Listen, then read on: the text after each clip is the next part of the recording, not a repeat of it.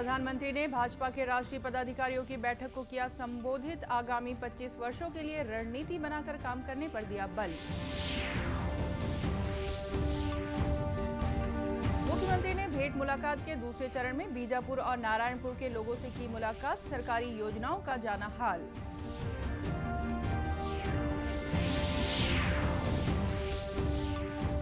देश में अब तक 191 करोड़ 96 लाख से अधिक कोविड रोधी टीके लगाए गए।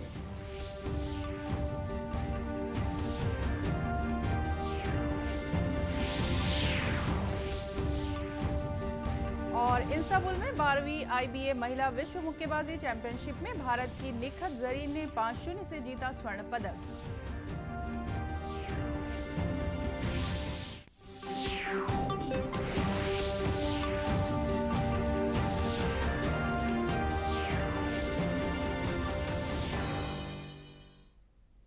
नमस्कार, आप देख रहे हैं दूरदर्शन समाचार। मैं हूं रेहाना। अब समाचार विस्तार से। प्रधानमंत्री नरेंद्र मोदी ने आज जयपुर में आयोजित की जा रही भारतीय जनता पार्टी के राष्ट्रीय पदाधिकारियों की बैठक का वीडियो कॉन्फ्रेंस के माध्यम से उद्घाटन किया। इस अवसर पर श्री मोदी पार्टी प्रतिनिधियों को भी संबोधित किया। उन्होंने कहा कि पार्टी को आगामी 25 वर्षों की योजना बनाकर चलनी होगी, जिसमें सबका साथ सबका विकास मूल मंत्र होगा। आजादी के इस अमृत काल में देश अपने लिए अगले 25 वर्षों के लक्ष्य तय कर रहा है। भाजपा के लिए ये समय है अगले 25 वर्षों के लक्ष्य तय करने का, उनके लिए निरंतर काम करने का। देश के लोगों की जो उम्मीदें हैं, हमें वो पूरी करनी है। देश के सामने जो चुनौतियां हैं, हमें देश के लोगों के साथ मिलकर हर चुनौतियों को पार करना है, परास्त करना है और विजय के संकल्प के साथ आगे बढ़ना है। और हम जानते हैं कि इसका मार्ग क्या है। हमारा दर्शन है पंडित दीनदयाल उपाध्याय का एकात्म मानव दर्शन, अंत्योदय। हमारा चिंतन है डॉक्टर श्यामा प्रसाद मुखर्जी की सांस्कृतिक राष्ट्रनीति।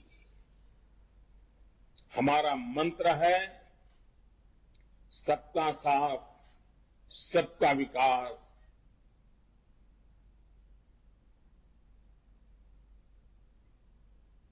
बैठक में पार्टी की योजनाओं, सरकार की नीतियों और संगठन पर चर्चा की जा रही है। पार्टी के राष्ट्रीय अध्यक्ष, राष्ट्रीय उपाध्यक्ष, राष्ट्रीय महासचिव, राष्ट्रीय सचिव, राष्ट्रीय कोषाध्यक्ष, सभी मोर्चा के अध्यक्ष, सभी राज्यों के प्रदेश अध्यक्ष, राज्य संगठन सचिव और कई पूर्व मुख्यमंत्री बैठक में हिस्सा ले रहे हैं।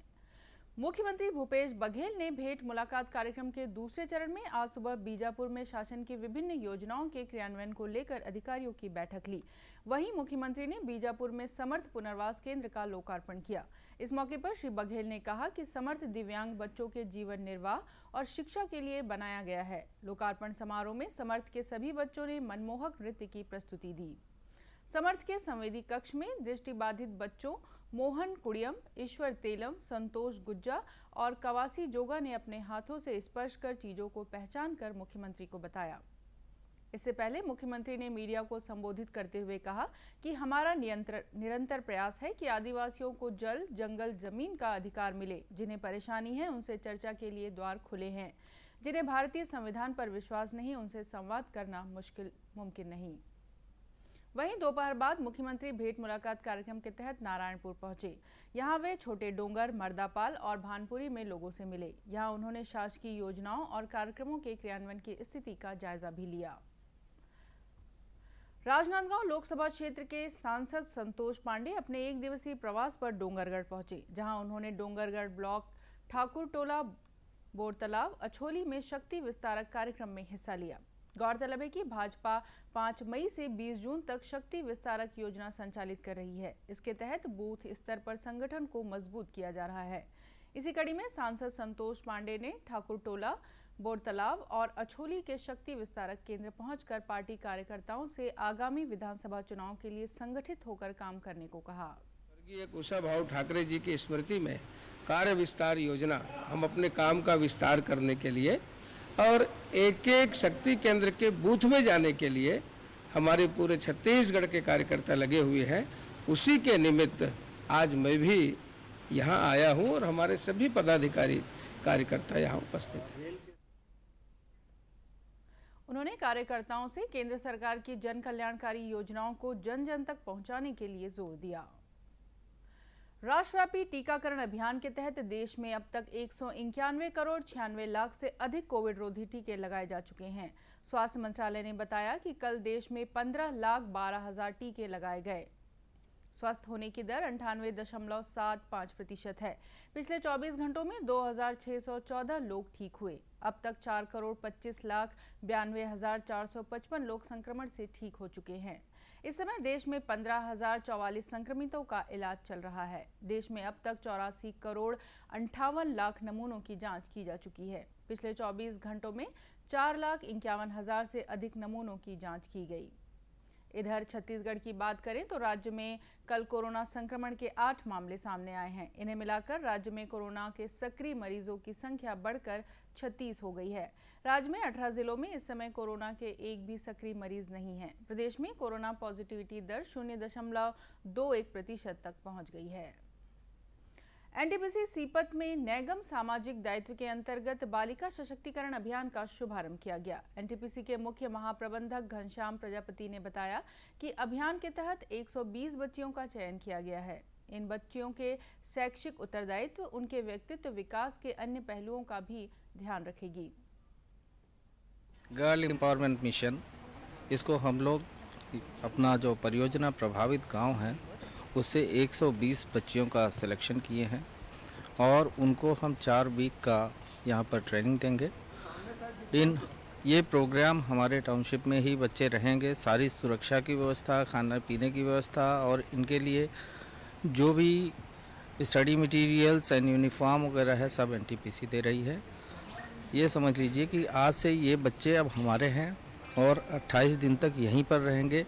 इनका एकेडमिक में जो पढ़ाया जाता है वो तो हम पढ़ाएंगे ही, साथ ही साथ इनको योगा, नृत्य कला, डांसिंग और आत्म रक्षा के गुण भी सिखाए जाएंगे। एनटीपीसी सीपत की जनसंपर्क अधिकारी नेहा खत्री ने कहा कि ये सभी बच्चियां ग्रामीण अंचलों की है।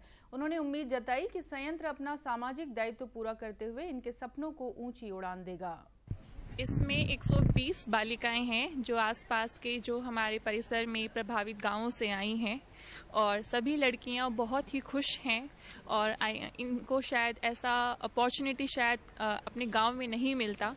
तो बहुत अच्छा लग रहा है कि आसपास की सभी मुस्कुराते हुए चेहरे आज हमारे यहाँ आए हैं और हमें उम्मीद है कि हम इनके सपनों को और ऊंची उड़ान तक लेके जाएंगे। जैसे कि हमारा टैगलाइन है इस इनिशिएटिव का, एक उड़ान असीमित आसमान। गौरतलब है कि उद्योग अपने सामाजिक दायित्वों को पूरा करने के लिए किसी भी कार्यक्रम से जुड़कर समाज के विकास के लिए अपना योगदान देते हैं। एनटीपीसी सीपत का बालिका सशक्तिकरण अभियान भी उसी का एक हिस्सा है। प्रदेश के वनांचलों में इन दिनों तेंदुपत्ता संग्रहण का काम चल रहा है। कोरिया जिले में भी अब तक 27,000 से अधिक मानक बोरा से अधिक तेंदुपत्ता का संग्रहण किया जा चुका है। उप प्रबंध संचालक खरीदी समिति यूके मजुमदार ने बताया कि कोरिया जिला यूनियन में 192 खरीदी फड़ हैं जो 17 लघु वनोपज सहकारी समितियों के माध्यम से संचालित हैं।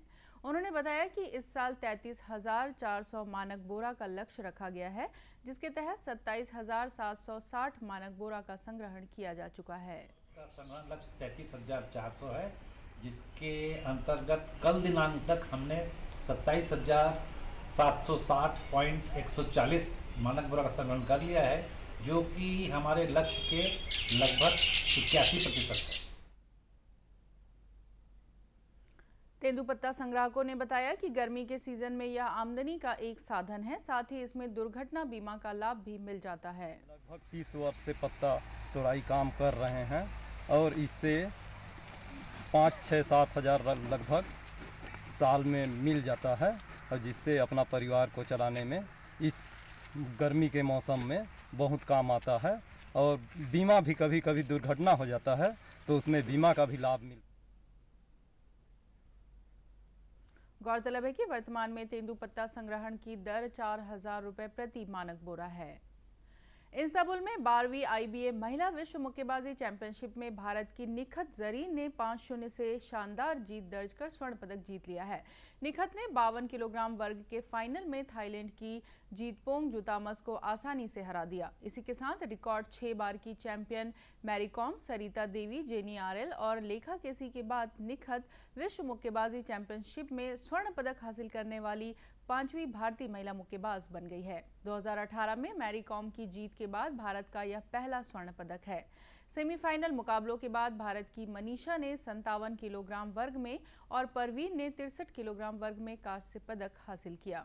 दुनिया की इस सबसे बड़ी मुक्केबाजी प्रतियोगिता में भारत ने 3 पदक के साथ अपने अभियान का समापन किया।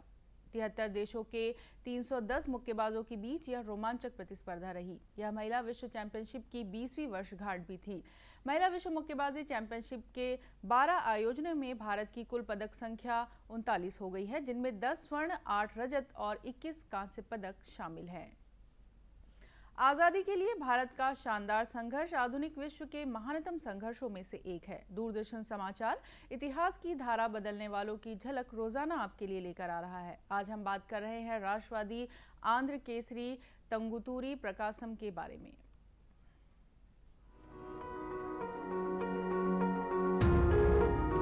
हम आंध्र केसरी तुंगुतुरुई प्रकाशम को भी श्रद्धांजलि अर्पित कर रहे हैं। उनका निधन 20 मई 1957 को हुआ था। प्रकाशम ने साइमन कमीशन का विरोध किया और नमक सत्याग्रह तथा भारत छोड़ो आंदोलन में भाग लिया। प्रकाशम का जन्म 23 अगस्त 1872 को गुंटूर जिले में हुआ था, जो अब आंध्र प्रदेश में है। 1904 में प्रकाशम पढ़ाई के लिए इंग्लैंड गए। तब से भारत के स्वतंत्रता आंदोलन में उनकी दिलचस्पी अत्यधिक विकसित हुई। उसके बाद वे भारत वापस आए और मद्रास हाई कोर्ट में वकालत करने लगे। 1900 के दशक के आरंभिक दौर में मद्रास में प्रचार कर रहे बिपिन चंद्र पाल के भाषणों से प्रेरित होकर प्रकाशम ने वकालत छोड़ने और स्वाधीनता आंदोलन के लिए जीवन समर्पित करने का फैसला किया। प्रकाशम ने साइमन कमीशन के विरुद्ध आंदोलन में सक्रिय हिस्सा लिया और मद्रास प्रेसिडेंसी में नमक मार्च का सफल नेतृत्व किया। भारत छोड़ो आंदोलन में भागीदारी के कारण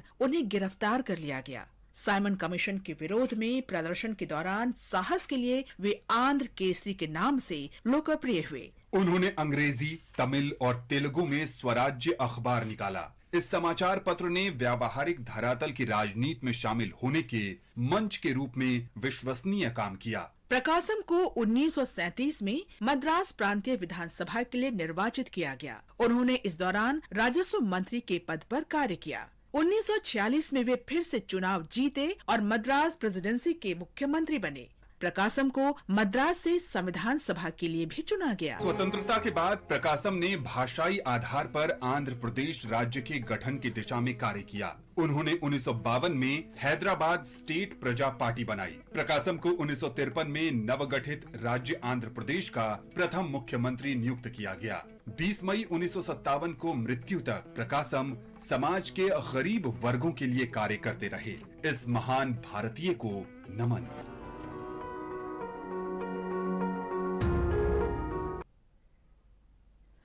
दूरदर्शन केंद्र रायपुर से प्रसारित होने वाले प्रादेशिक समाचार को आप YouTube पर भी देख सकते हैं। हमारे YouTube channel Chhattisgarh DD news पर प्रादेशिक समाचार उपलब्ध रहेगा।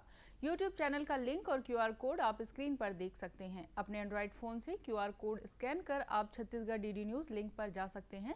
इसके अलावा छत्तीसगढ़ DD न्यूज़ फेसबुक और ट्विटर पर भी उपलब्ध है। और इसी के साथ ये समाचार बुलेटिन समाप्त हुआ। नमस्कार।